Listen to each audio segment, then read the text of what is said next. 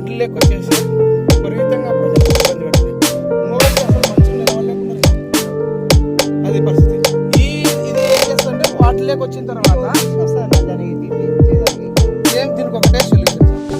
దీనికి ఏమంటే అరిగిలు వస్తాయి సపరేట్గా. అరిగిలు తీసుకుని లోపలికి తిప్పి ఏం ఇది అతుక్కొని ఉండదు, తీసుకొని అరిగిలు వేసుకోవాలి సైడ్కి.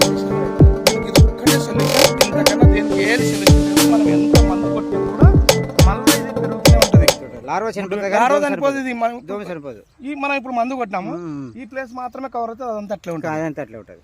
కాబట్టి దీనికి ఇది ఒక్కటే సొల్యూషన్, తీసేసి అలా, లేదంటే ఈ వరదలు వచ్చినప్పుడు కొట్టుకుపోతుంది. నీళ్ళు వచ్చేట్టుగా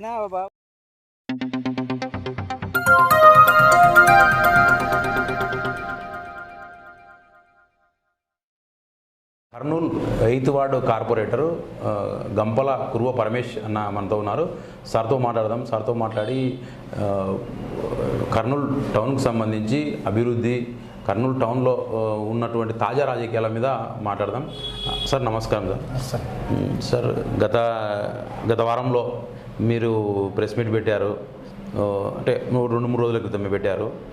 మేయర్ మీద ప్రధానంగా చాలా సంచలనమైన ఆరోపణలు చేశారు. ఏంటి మేయర్ మీద ఇష్యూ ఏంది అసలు? అందరికీ నమస్కారం అండి. కర్నూలులో మామూలుగా మేయర్ గారు చాలా ఉన్నత స్థానంలో ఉన్న వ్యక్తి. ఏంటంటే ఇప్పుడు ఎలక్షన్స్లో మా పార్టీ గెలవడం 2024 ఎలక్షన్లో, తర్వాత మా గౌరవనీయులు ఎమ్మెల్యే టీజీ భరత్ గారు మంత్రిగా కూడా రావడం, వారు వచ్చేసి కర్నూలు నగరానికి, తర్వాత ఆయనకున్న మంత్రి పదవి పోస్ట్కి ఉన్న పదవికి న్యాయం చేయాలని చెప్పి 24/7 ఆయన వచ్చేసి ఆంధ్ర రాష్ట్రంకే కాకుండా మన కర్నూలు మన కాన్స్టిట్యున్సీలో కూడా పనిచేయాలి ప్రజల కొరకి, నా కాన్స్టిట్యున్సీ నా ప్రజలని చెప్పి తపన పడే వ్యక్తి ఎవరన్నా ఉన్నారంటే టీజీ భరత్ గారు. వారు చేసే పనులకి అభివృద్ధి కార్యక్రమాలు చేయడానికి చెప్పి ఆయన ముందుకు వస్తున్నారు. కానీ ఇక్కడ స్థానికంగా ఉన్నటువంటి మేయర్ గారు కర్నూలులో అభివృద్ధి చేయడానికి మేము ముందుకు పోతుంటే అడ్డుపడుతున్నారు. అది ఏ విధంగా అంటే, గతంలో ఒక కోవిడ్ ఉన్నప్పుడు దాదాపుగా 230 మందిని వర్కర్లను తీసుకోవడం జరిగింది వైసీపీ గవర్నమెంటు. అంటే కోవిడ్ ప్రభావం వలన ప్రాబ్లం ఉంటుందని చెప్పి ఎక్కువ క్రిటికల్గా అయిపోయింది. ప్రజలకి ఆరోగ్యరీత్యా చాలా దెబ్బపడింది. అవుట్సోర్సింగ్ ఇస్తామని చెప్పి తీసుకున్నారు. తర్వాత వాళ్ళ కాడ కూడా ఎంతో అమౌంట్ తీసుకున్నారు. ఎవరు మేయర్ గారు తీసుకున్నారా? అప్పుడున్న మేయర్ రాలేదు. అప్పుడు కోవిడ్ వర్కర్లను తీసుకున్నప్పుడు మేయర్ రాలేదు, ఎమ్మెల్యేలే ఉన్నారు. వాళ్ళ సమక్షంలో జరిగింది. అప్పుడు ఎంత తీసుకున్నారు? అప్పుడు దాదాపుగా మీడియా ముందుకు కూడా వచ్చి చెప్పినారు, 1,00,000-1,50,000 తీసుకున్నారని చెప్పి వాళ్ళు కూడా అప్పుడు మీడియా ముందుకు వచ్చి చెప్పినారు. ఆల్రెడీ ఉన్నాయి, అందరికీ తెలుసు, విదితమే, తెలిసిన విధి. ఓకే. తర్వాత వచ్చేసి 1 year బ్యాక్ వచ్చేసి మేము కౌన్సిల్లో ఆమోదం చేయాలా, ఆ వర్కర్లను తీసేయాలని చెప్పి వీళ్ళు ఏం చేసినారంటే ఆ వర్కర్లు వద్దు, మాకు వద్దు, కొత్త వర్కర్లను తీసుకుంటామనే ఉద్దేశంతో వీళ్ళు ఏం చేసినారంటే 180 మంది వర్కర్లను తీసుకోవడం జరిగింది. ఆ 180 మంది వర్కర్లు కూడా వాళ్ళు మామూలు తీసుకోవాలంటే పాత వాళ్ళని తీసుకోవచ్చు.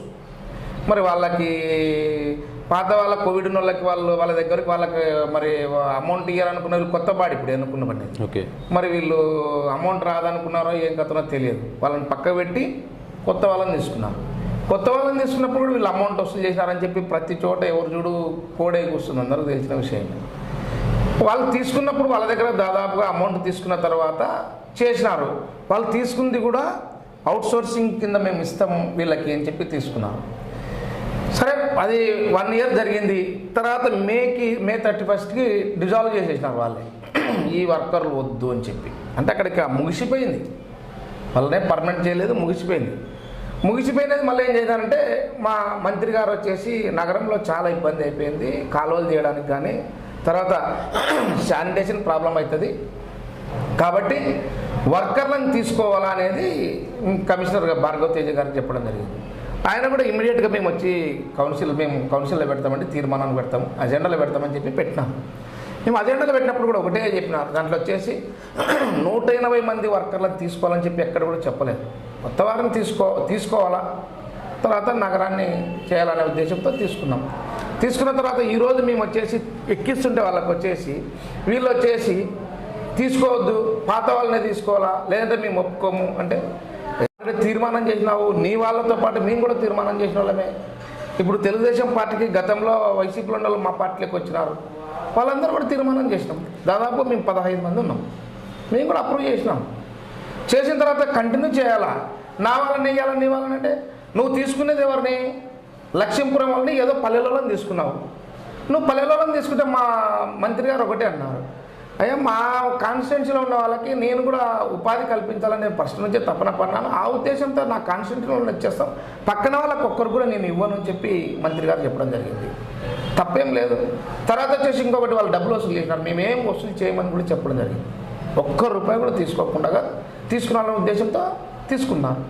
తీసుకున్న తర్వాత ఈరోజు వచ్చేసి ఆయన ఏమంటారంటే మేయర్ వచ్చేసి నిరుపేదల్ని పక్కకు పెట్టినా ఉంటాడు. నిరుపేదల్ని నువ్వు తీసుకున్న తర్వాత నీకు డబ్బులు చెక్ వచ్చింది, నీ కాటికి వచ్చిన తర్వాత వాళ్ళు ఇంకా నిరుపేదలు చేసేసినావు. ఆయన భయం ఒకటే, ఇప్పుడు వీళ్ళని ఎక్కించుకోకుంటే ఆయన వీళ్ళకి డబ్బులు తెచ్చేయాలా, ఆ భారం పడుతుంది నాకు అని ఎట్టి పరిస్థితుల్లో ఎక్కియాలా, లేదంటే వీళ్ళు అలగేషన్ చేయాలా, లేదంటే దింపేసేయాలి వాళ్ళకి. నగరం ఎక్కడ పోయినా పర్లే, నగరం ఏమవుతుందనేది ముఖ్యం కాదు.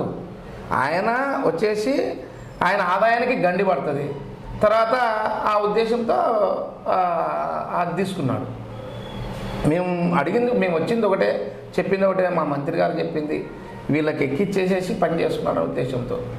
ఆ విధంగా ఎక్కేదాన్ని పోతే ఈయన అడ్డుపడుతున్నాడు.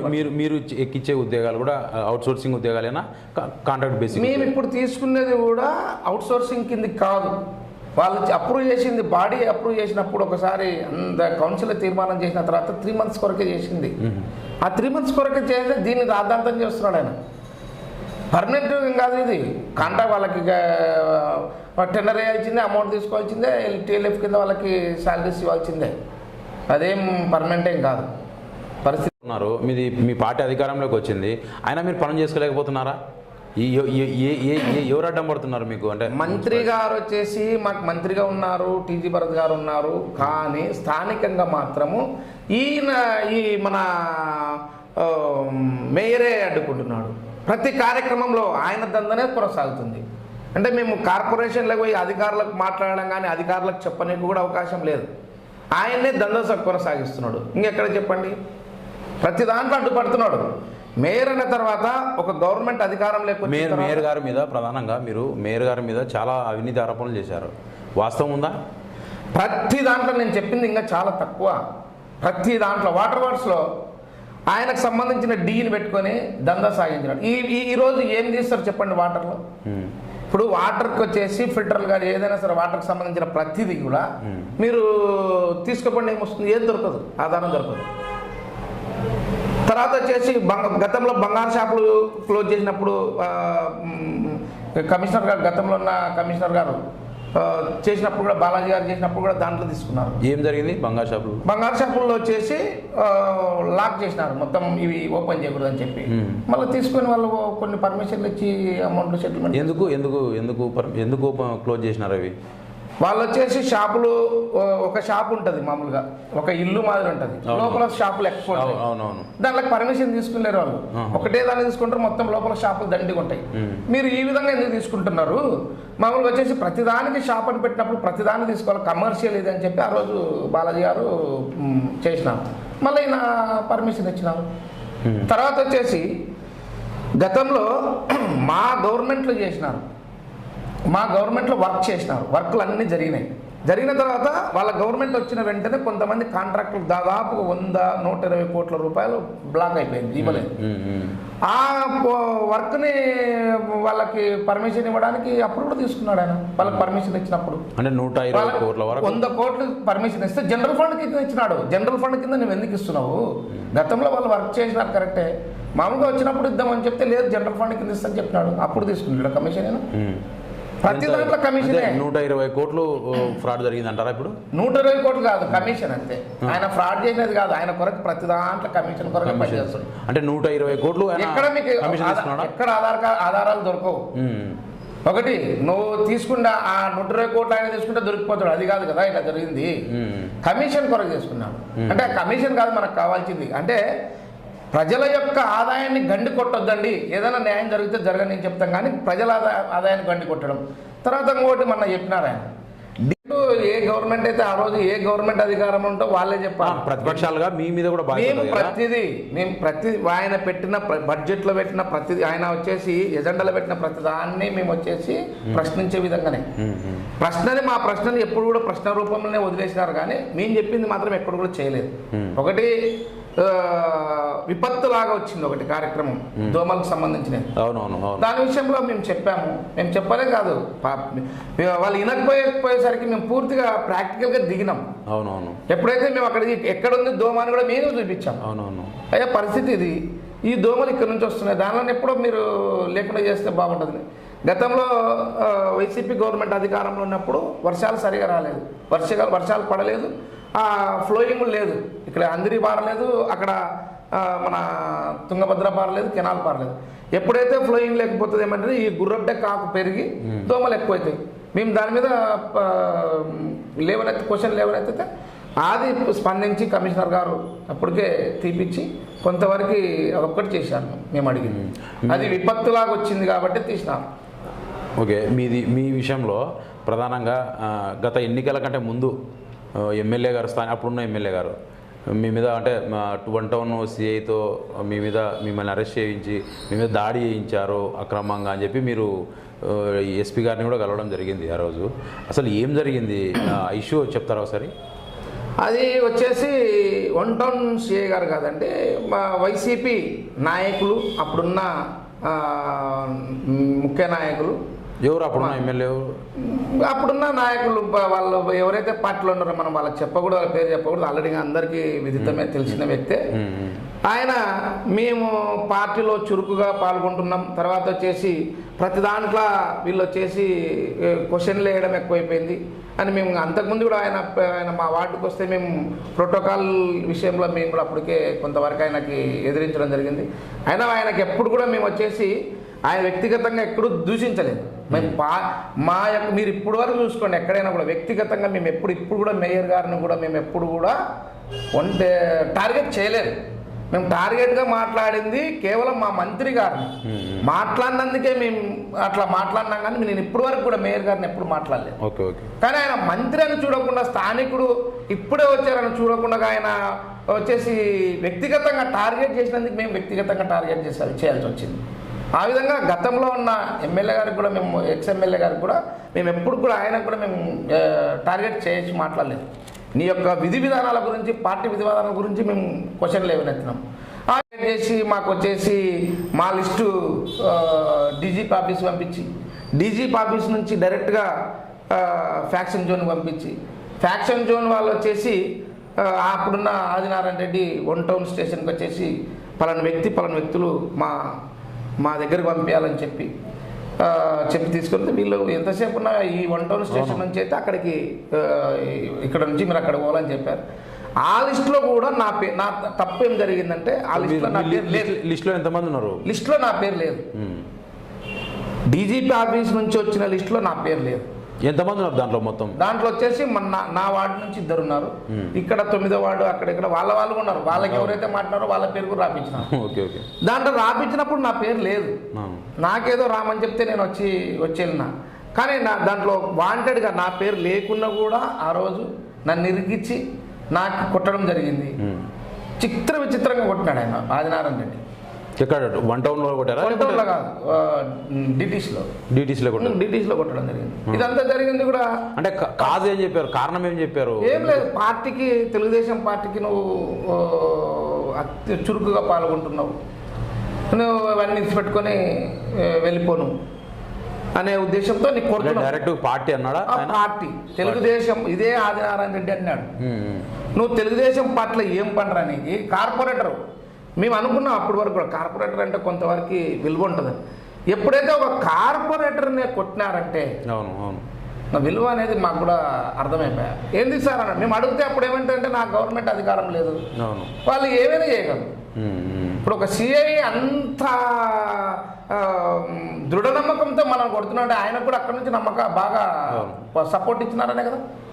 మరి సపోర్ట్ ఇచ్చి ఆయన కొడుతూనే ఉన్నాడు. సరే కొట్టండి అని చెప్పి పట్టండి అన్నాం. కొట్టండి ఎన్ని రోజులు కొట్టారు? ఎన్ని రోజులు మిమ్మల్ని ఒకటే రోజే 3-4 గంటలు అక్కడనే పెట్టుకుని వాళ్ళు మాకు కొట్టడం జరిగింది. మేము దాంట్లో ఒకటే అడిగాము. మాకు పరిస్థితి ఆయన ఒకటే అనేది, మీరు పార్టీ చేస్తున్నారు తెలుగుదేశం పార్టీకి, నువ్వు అన్ని రాజకీయ మనిషి పెట్టుకొని ఇంట్లో కూర్చొని అంటారు. మాకు వచ్చేసి మేము మా నాయకుడు టీజీ భరత్ గారు మాకు భరోసా ఇస్తూ భయపడొద్దని అని చెప్పి జరుగుతాయి. ఇటువంటి ఎవరైతే పార్టీకి చురుకుగా పాల్గొంటారో వాళ్ళకి అటువంటివి వస్తూనే ఉంటాయని చెప్పడం మా నాయకుడు ఆ రోజు ధైర్యం ఇవ్వడం జరిగింది. ఆయన ధైర్యం, ఆయన చెప్పిన ధైర్యంతోనే మేము వచ్చేసి తెలుగుదేశం పార్టీ మీద నమ్మకంతో, మాకు ప్రేమ ఫస్ట్ నుంచి కూడా, మాకు తప్పదు అనే ఉద్దేశంతో మేము పార్టీ. అప్పుడున్న ఎస్పీ గారు ఎవరు? అప్పుడున్న ఎస్పీ గారు వచ్చి కలిచారా సార్ని? ఎస్పీ గారు కలిసాం. ఎస్పీ గారు కలిసి సార్ ఈ విధంగా జరిగిందంటే, లేదండి మాకెళ్ళ నుంచి కొంతవరకు అయితే కొన్ని పొరపాట్లు జరిగినాయి, మీ పేరైతే లేదు, మాకెళ్ళ నుంచి జరిగినాయని చెప్పి ఆయన కూడా అప్పుడు వచ్చేసి కొంతవరకు వాళ్ళకెళ్ళి తప్పు జరిగిందని కూడా చెప్పారు. అంటే